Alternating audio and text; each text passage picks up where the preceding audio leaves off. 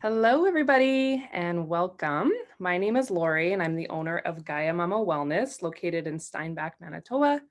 And today I am joined by Maryline Shewchuk. She is a pelvic floor physiotherapist in Steinbach, and she's here to answer all of your questions about pelvic floor physio.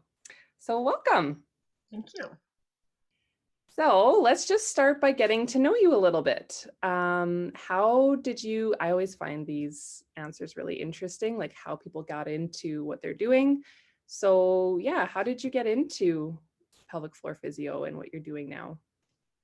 Yeah, I graduated from physio school in 2011, and then it wasn't until 2019 that I started taking my courses for pelvic floor physio. Basically, after I came back from mat leave from my first child, so that's basically what kickstarted it. Having a baby, and yeah, just deciding that I was ready to kind of dive into that world and help other moms that were, struggling with things that would be similar to what I was struggling with as well. Nice. That's awesome. And what's your favorite part about your job? I think it's part of that, like really being able to connect with patients on that level of really understanding, like I've been there with them. So especially the postpartum and pregnancy moms, of course, I also work with people going through menopause and just different stages of life, even pre-babies. But I think just, helping women through these journeys and talking to them about things that they really can't talk to anybody else about. It's pretty awesome, and seeing them open up and seeing them see change, and it's really changing their life a lot more than just helping them from a sprained ankle, right? You Yeah. feel a lot more in your pelvis than you do in your toe. So I think the impact in their life is just that much bigger than what I was kind of doing previously, which was more just orthopedic physio. So Yeah, I love that. yeah. I can totally relate. Yeah, being a massage therapist, and I work mainly with moms and during pregnancy and postpartum, I'm always telling them to come see you, specifically for birth prep, um, most of the time, because, that's one of my favorite things about pelvic floor physio is the impact that it has on the birthing process. But yeah, for sure, for other things as well. So, yeah, just to give other people an idea of what it is that you help with during that time of life. Like, I know that you see a variety of patients, but like, what kinds of issues do you come across often? Or, like, why would people come to see you during their pregnancy? Like, what would be some of the symptoms that they're having? Yeah, so lots of things. So first of all, they don't have to have any symptoms, just pregnancy and getting ready for birth. That's my favorite for sure. But lots of different things can start happening as your body's changing, right? So some of them have questions about like diastasis recti, so the separation in your abdominal muscles as you kind of grow with your baby. A lot of people will start developing like pelvic girdle pain, so either pubic joint pain in the front, or even tailbone pain or sacroiliac joint pain, so SI joint pain, even low back, hips. So I treat a lot of women with those types of things that happen. And then I mean sometimes people can start getting some incontinence, so where they're leaking, even with sneezing or coughing, or just everyday life things. They bent over and whoops, that happened, right? So things like that might start happening as their baby is growing. And then even things like constipation that can sometimes come up when you're pregnant. So kind of talking to them about, their bowel routine, those kinds of things. Yeah, and then just guidance through exercise. So some of them are just curious about what they should still do, what they shouldn't do anymore, those types of things. Some of them develop pain with intercourse or just again questions about that. So that's something that we talk about as well. And yeah, so the more specific birth prep stuff we go through too, which would be, like just getting them, for example, familiarized with their own body and knowing where the stretches is going to happen, and kind of teaching them how to, start doing some of that stretching by themselves or with their partner, just so that again, it's not a shock to their system when they're having, their child, that wow, I've never felt pain in that area before. So we do some of that perineal stretching as well. And then even just getting them, aware of kind of how to push those different strategies. I could actually watch them and what they're doing, and if they're doing absolutely nothing, or if they're able to kind of give a decent push, and just some education around how to do that without as much, pressure to the pelvic floor as well, and in different positions and whatnot too. So yeah. That's so awesome. Um, what, like, when do you usually recommend people come in if they're like maybe not necessarily experiencing any symptoms for birth prep? Like, when should they start? It's a good question. We wouldn't do any internal exam in the first trimester. So usually I tell people to come in after that if they're looking for an internal exam. And then it really doesn't matter. Like I like seeing people pretty early just to kind of get the ball rolling, to get some awareness of their own body, to see like a lot of them are already having little things going on and they didn't even realize that was even pre-baby, right? Like, what, I'm not supposed to pee every half an hour, right? So we can start to deal with some of those things before other things kind of come on top of that. And even just to see where their pelvic floor is at now, even though they're symptom free, they might already be holding a lot of tension, those kinds of things. So even if they come in, again, first trimesters, up to about 14 weeks, so after that would be fine. If they don't need a lot of visits, then we just do the one and then say, okay, come back in, a couple months, and then we can do more specific, like, birth prep. I don't start teaching people like perineal stretching until like, 34, 35 weeks, that type of thing. Like if they're coming before that, we might still do some work there, but that later part is really when you're doing more of the specific birth prep. So that's definitely good. So if you come in early, we do one visit and then kind of stretch it out until later, and then kind of do closer to the birth, kind of reminding your body what we're going to be doing. So yeah. A lot of sense. That's awesome.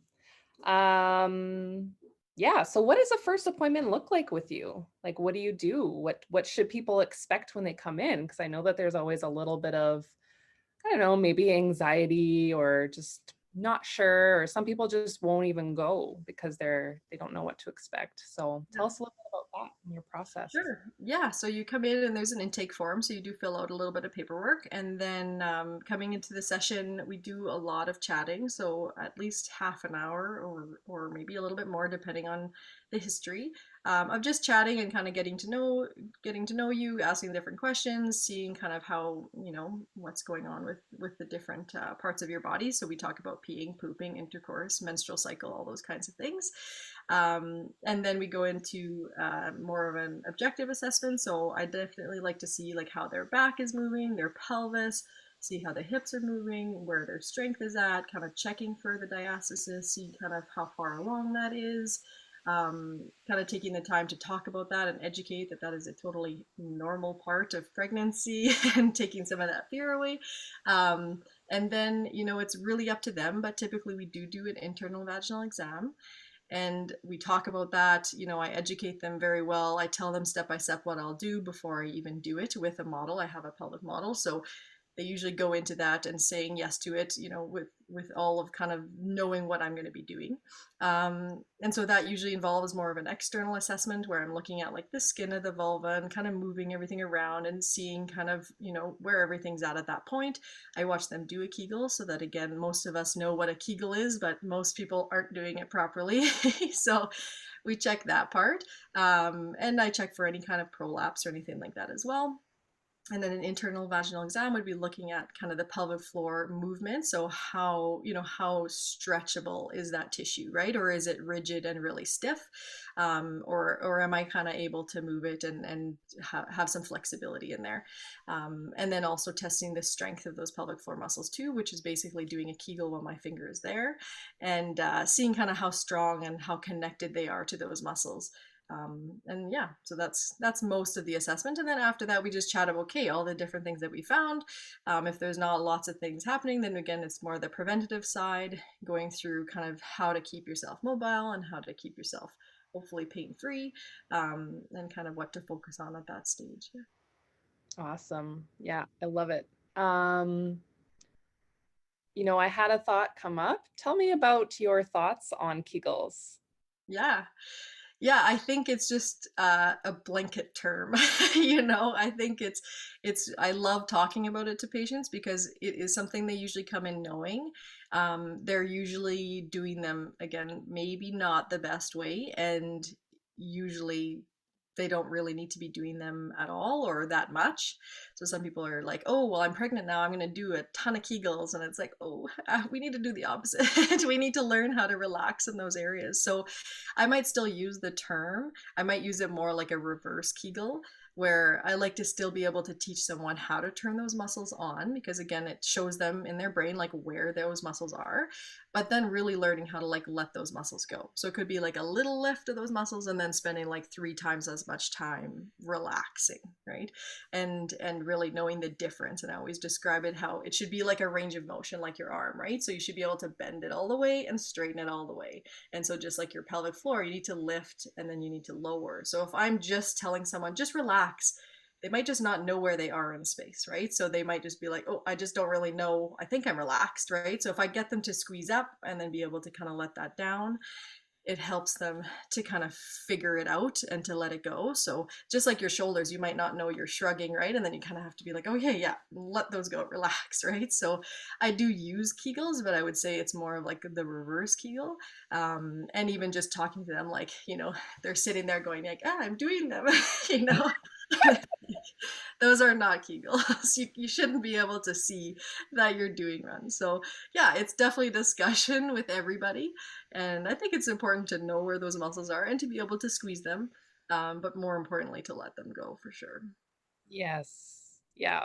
Do you find that you see a lot of people like I'm curious, like do you find a lot of people who have a hard time strengthening or like have a hard time letting go? Like is it a good mix or is it I more? would say it's a lot more on the not being able to let go side.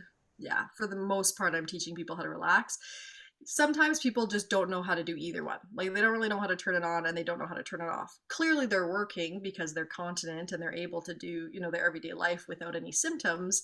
But that voluntary control is just like the connection from the brain to the pelvic floor isn't there.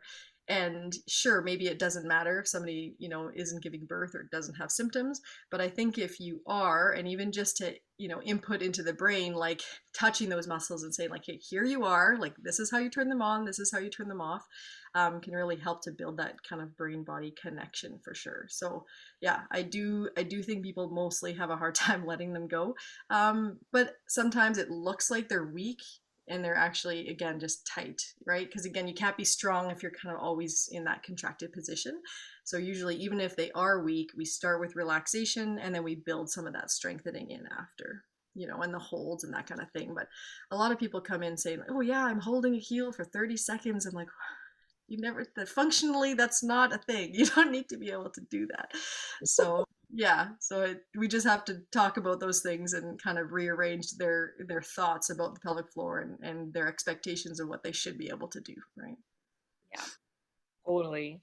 So, one other thing that I find really fascinating, and like I'd love to hear your kind of explanation around this, but like, what sort of benefits would people see on the outside of their body by working on things like in the pelvic floor? Like for, uh, like I don't know how to really word it, but like for people with where it seems like the pain is coming from the outside. Do you know what I mean? Okay. And by working on their pelvic floor, like all of a sudden that pain is gone. Have you ever Yeah. noticed that with people? Like I know that that's something that I've noticed. Well, and that's a thing. Like that's why we assess from the outside as well, right? And that kind of can make it already clear. Like, look, your back can move well, or your hip can move well, but now when I'm inside and I'm pressing on this muscle, you're getting your hip pain, right? And so Mm. I think that part kind of clarifies it for them. Like, okay, yes, that is where my pain is coming from. And so, yeah, working on those muscles, being aware of like how much they're clenching and how they're holding their body and what they're doing every day to kind of increase that tension or whatever it is, they'll start seeing the difference just in whatever they came to see me with, right? Their symptoms. So a Mhm. lot of things, it's not usually just like one symptom, it's usually multiple things. So yeah, they might come in with hip pain, but usually it's like layers of different things, right? They might not come in because they're peeing a lot, but once we start talking, they realize they are. And so that's actually linked to their hip pain, and so they'll see a difference in their peeing frequency as well as their hip pain, those kinds of things. For sure. But yeah, it's definitely connected. Or people that have tried like chiro or physio or other things that haven't worked very well, and then we start working kind of from the inside out and starting to kind of help that whole system for sure. I mean, it's part of the core, and if it's just clenching all the time and it can't, reflexively fire, or when told to fire, when they're doing all their core exercises, then yeah, they're not going to work very well either, right? So definitely they start usually feeling stronger in some of those aspects as well. Love that. Yeah. Thank you for explaining that. I feel like that was so much better than how I would have worded it. I definitely experienced that even myself during my pregnancies. Like I was doing all of the things, but it wasn't until I added in pelvic floor physio that I started seeing improvements in like my SI joint pain and my, pubic symphysis pain and all of that stuff. Yeah. So yeah, I always think it's really, really good to also work on the inside. Yeah, I just took an awesome course actually for pelvic girdle pain, so it's been working really well. But it kind of combines both sides, right? The inside stuff, and then also lots of good kind of what you should do with your hips and your back and those kinds of things, and just everyday movements. It's not really like here's a physio workout, here's your exercise sheet. You have to do these all the time. It's how does this fit into your life, right? Like you're crazy busy, we just want to change little bits at a time, and it's kind of, yeah, just these little tiny things that you can change through your day that make a huge difference for your pain at the end of the day too. So yeah. Awesome. That sounds really good. Yeah. It is really good. Pelvic girdle pain is very common. Mhm. Yeah. Okay, so awesome. What about after you have your baby? Mhm. So when would somebody come back after having their baby if they were seeing you before pregnancy, or sorry, during their pregnancy, or even if they never did? Like Yeah. when would be a good time to come in? I usually say, like, no matter what kind of birth they had, like whether it's cesarean section or vaginal birth, um, to wait until they have their appointment with their doctor, like just to kind of clear them to come for physio. So usually they have like a 6 week appointment. And so it's usually after that. I've had people like very eager to come in even before that, and that's totally fine. But I would just not do, like, if it was vaginal birth, I just wouldn't do an internal vaginal exam, or if it was a C-section, I just wouldn't be working their scar right away. You can do other things, so it's not like they can't come in, but just to kind of get the most out of the session, I would say to wait the 6 weeks, just so that some of that healing is done, and that we're not going to be irritating that part of things. But like I said, there's other things that you can do, if you come in sooner than that. But usually I would say six weeks or so, and then we can kind of assess and see where things are at that point. And I think I just really try to encourage that, like, try to not feel like, oh, I have to go to physio, da da da, add it to my list of all these things I have to do with this newborn baby. It's like, no, right? Like, feel where your body's at. What are your priorities? Like, you have this much energy, where are you going to use it? You don't have to drive all the way and see me. Like, take care of yourself that way, and when things calm down, then you can come back, and see me. And I usually, when they come prenatally, give them a few things to work on in those first few weeks anyway, just to kind of, if they really want to do something, feel like they're doing something, but they really don't have to do much anyways. And knowing how much change is still going to happen, right? They're like, okay, I'm coming 6 weeks, let's heal this, let's fix this. And it's like, so much will change, even 3 months post, or 6 months, and a year, and 18 months, right? So understanding that what we're assessing at that point isn't just how it's going to be, it's kind of a journey and a process. And yeah, we can help guide you, and just to make sure that we're not going to get into kind of bad habits, or that the muscles are kind of going in the direction that we want them to. But again, I mean, there's still lots that we can do even if it's a year postpartum, right? So it's not like you miss your window or anything like that either. Yes, 100%. That's such a good way of looking at it. And then what about people postpartum who don't have any, like, they're like, oh yeah, it was like a really, effort, like, I won't say effortless, but like everything went really smooth, Yeah. and maybe they didn't have any tearing, or they're not really experiencing anything postpartum. Should they still come in? What are your thoughts on that? Yeah, I still think it's worth it, because sometimes there's things that are happening that, like, aren't necessarily giving you symptoms, but they might later on down the road. So just recently, actually, I think it was yesterday, a few people that, they're coming in more when they're just starting that perimenopausal stage of life, and they have never really had, leakage issues beforehand, and now all of a sudden it's kind of starting to happen, right? Or that prolapse maybe didn't give them symptoms, and then now it's starting to, because the vaginal tissue is changing through menopause, right? So not saying that if they had pelvic floor physio, they wouldn't be having some of those symptoms, but at least it wouldn't be their first time ever seeing someone and getting assessed and, even knowing what to do with those muscles. So I think the sooner the better, to just get assessed, see where you're at, get some education, knowing the kind of the do's and don'ts of things to know about the pelvic floor. It can never hurt. And then I'm very honest, if like, yeah, you don't need me anymore, like, go on your way. Or yeah, we should do a follow-up and kind of work on a few of these things. And yeah. Awesome. Um, yeah, and then what about cesareans? Because Mhm. people think that if you, so yes, tell me about what your thoughts are on coming to see you during pregnancy if somebody is having a planned C-section, and then even like after birth, like what do you do to help um, people who've had cesareans? Yeah, so during pregnancy, again, still a very good idea, because you're still going to potentially be dealing with some of the pelvic pain issues and aspects. You're still going to be dealing with probably that hypertonic pelvic floor. And it could be other things like, yeah, you're not trying to, get ready for vaginal birth, but still, again, dealing with that system that's had to kind of alter how it's functioning because it doesn't have that front kind of core working, right? So still working on all of that. And then postpartum, we definitely want to see the scar. We want to see how it's moving. And again, implications down the road that it can start being more, problematic later on, even though it feels like, oh, the scar healed well, there was no infection, it feels fine. Still worth to kind of see. Again, the scar has lots of different layers. So yes, we want to test, just the skin. How is that feeling? How's that move? Is there burning? Is it numbness? Is there pain associated with that, or is it totally fine? And then even underneath that, right, like how are those muscles moving and how's all the tissue moving in that whole area? So we want to check on that.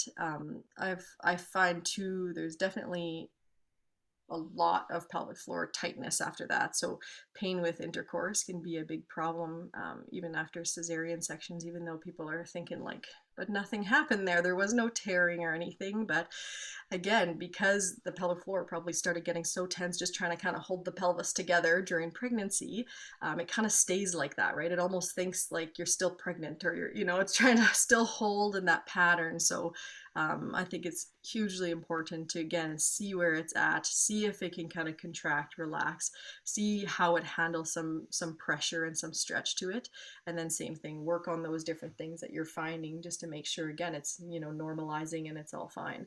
Again, if that assessment goes well and the scar is moving good and the pelvic floor is all good, like that's great. We can definitely start kind of core rehab in that way and just start getting those muscles working again, because again, they might be turned off a little bit now that they've just been cut through and and stirred up a little bit. So there's definitely a lot of core rehab that goes into that, and just awareness of how to do their own self massage, those kinds of things too.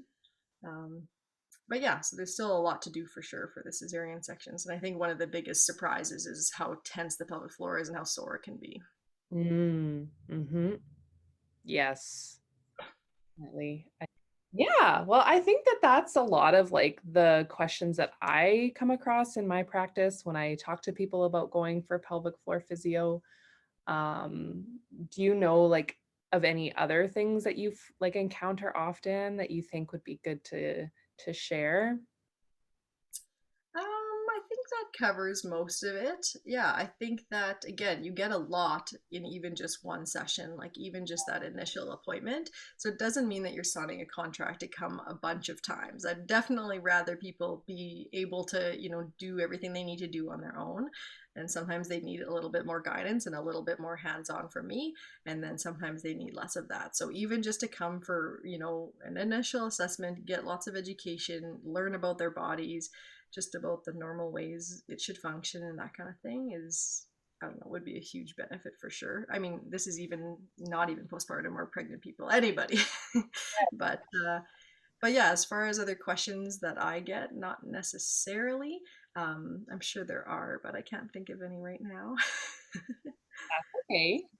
Yeah, no, I just really appreciate you coming to chat with me today because, yeah, I don't know, I love the work that you do, and it had such an impact on my birthing experiences. And yeah, anybody that I've seen that adds pelvic floor physio into their pregnancy and postpartum routines has always been very like they always have such good things to say. And the impacts that it has on their journey is huge. So yeah, thanks for doing the work that you do. I love it. Yeah. So yeah, I'm glad that we could do this.